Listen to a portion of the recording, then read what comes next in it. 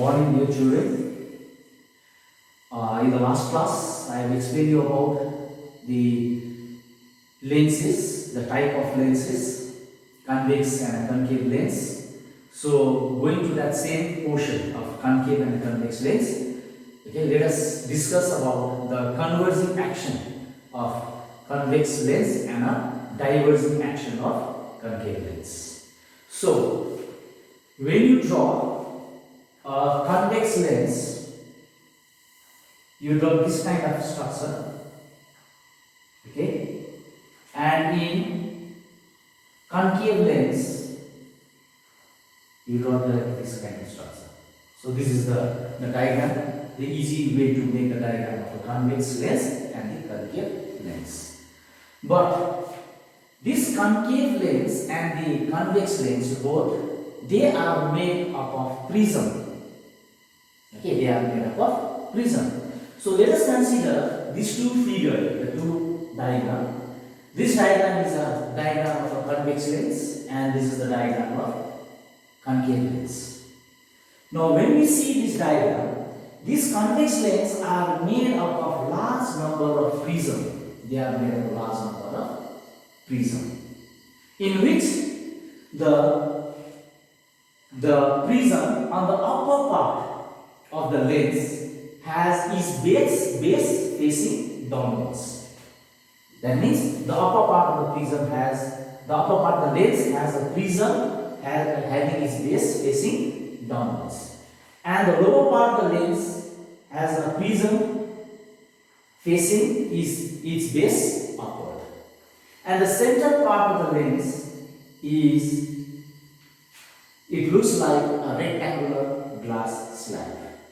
Okay, so that means the entire part of this convex lens is made up of prism. Okay, so in which the upper part of the lens has a prism facing its base downwards, and the lower part of the lens having the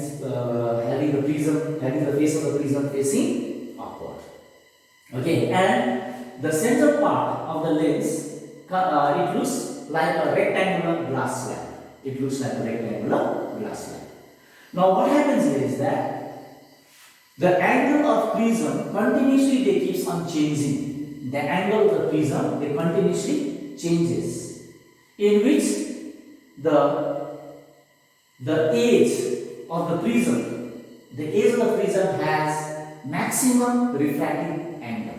The edge of the prism has got maximum refracting angle compared to that of prism below it.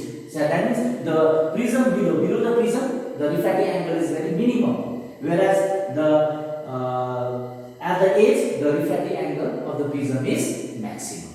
Okay. Now what happens is that now this ray of light, the ray of light will deviate. That means the ray of light, they will bend towards the base of the prism. When the ray of light falls on the prism, the ray of light they will bend towards the base of the prism.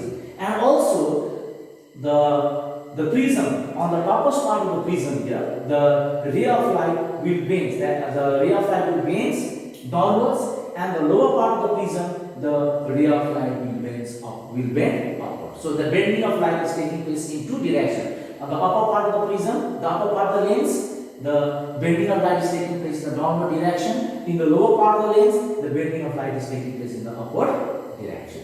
Whereas in the center part, that means in this center part of the lens, where a rectangular glass prism is there, okay, it looks like a rectangular glass prism. Here the ray of light passes undeviated. There is no any deviation of light. Okay, and this deviation and the ray of light is bending. So that means the bending of light will be more, okay, depending upon the angle of prism. More the angle of prism, more will be the angle of deviation. Lesser the angle of prism, lesser will be the angle of deviation. Okay, so the angle of deviation or the bending of light takes place depending upon the angle of prism. Okay, and also when the parallel beam, let us consider these are the parallel beam of light. When it falls on the prism here, okay, when it falls on the prism, the ray of light will converge at a point. They will converge, they will meet at a point. All the rays will be meet at a point, and that point is known as the focus. Okay, is known as the focus. So therefore, the ray of light, in case of a convex lens, the ray of light they meet at a point. So therefore, this convex lens is known as the converging lens. Okay, let us come to the concave lens now. Now, concave lens is also made up of large number of prisms, in which the prism on the upper part of the lens has its base facing upward. Its base is facing upward, and the lower part of the lens having its base of the prism facing downwards. And here also, at the center, at the middle, at the center of the prism, it looks like a rectangular glass slide. Okay, and here what happens is that here also the angle of prism continuously changes. Continuously, the angle of prism changes, but the prism at the edge, okay, the prism at the edge has minimum refracting angle compared to that of prism below it. Here, the prism is having a maximum refracting angle, but here at the edge, this concave lens is having minimum refracting angles. Okay, and also now the ray of light on the upper side, on the upper part of this concave lens, okay, the ray of light will bend upward in the upward direction, whereas in the lower part of the lens, the ray of light will bend in the downward direction. Okay, now let us consider the parallel beam of light. These are the parallel beam of light. When it falls on the concave lens, the ray of light will deviate. That means they get deviated. Okay, they deviate in the upward direction. Here they deviate in the downward direction. Okay, and therefore the ray of light is not meeting at a point, but it seems that the ray of light are coming from a point F. The ray of light are, it seems, okay, it appears that the ray of light are coming from a point F, not from this from the distant source of light. Okay, it seems that the ray of light is coming from the point F. So therefore, this ray of light, now these rays of light, the parallel beam of light, when it falls on the concave lens, the light does not converge, but instead the light gets diverged. So therefore, we call this concave lens as a diverging lens. Now let us come to some technical terms related with the lenses. Okay, now these are the lenses here. This is the convex lens and this is the concave lens. Okay, now the first one is the center of curvature. This is the center of curvature. Now the center of curvature is the center of a two sphere in which a lens is a part. It is the center of a sphere, spherical surface, okay, in which the lens is a part. So if I draw a sphere here, okay, if I draw a sphere, so this will become as a, if I draw a circle here, this center will be the center of a circle, which we consider as O. O is the center of a circle. Okay, so you keep the compass, the point of the compass here, and you draw the circle. So this is the center of the circle here. But in case of a lens, okay, though it is a center, but we cannot call it as a center of a sphere. Now this center of a sphere, now we call it as a center of curvature.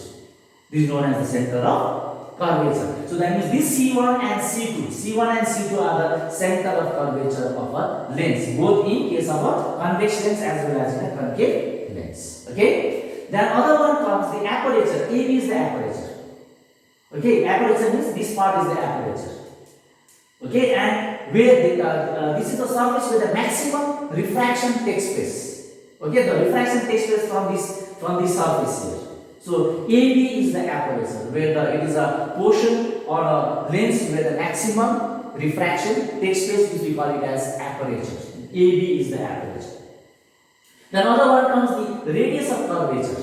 Radius of curvature means AC1 or C1A or C2A is the radius of curvature. Let us consider the same. Now, if I draw a straight line here and mark it A, now this O is the center of a circle and OA will be the radius. Okay, OA will be the radius. So same like that, here also instead of O I have written a C1 and instead of this one A I have written a and the other side I have written a B. Okay, so therefore what can be done is that OA is the radius of a circle. when you look at this figure here, OA is the radius of a circle, but it's not radius of a circle. In case of a lens, it's not a radius of a circle, but we call it as a radius of curvature. So radius of curvature means the radius of a sphere. The radius of a sphere in which the lens is a part is known as the radius of curvature. So that means C1A or C2A. Okay, these are the radius of curvature, or B C1 or B C2. So these are the radius of curvature. Is it clear? So the third one is the radius of curvature, and other one is optical center. Optical center means the geometric center of a lens. Geometric center of a lens. So if I draw this point here, okay, the center of it is the geometric center of the lens, known as the optical center, which is denoted as O. O is the optical center. Other one comes the principal axis. That means C1, C2 is the principal axis here. This is a straight line. A straight line drawn from the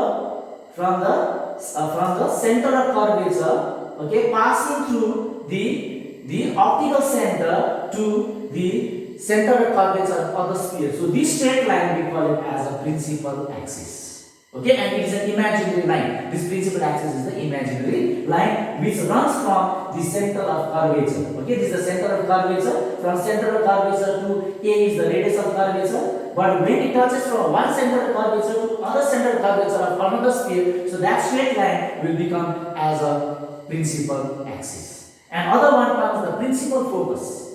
So principal focus can be formed in the two directions, in the two ways. So principal focus can be on this side also.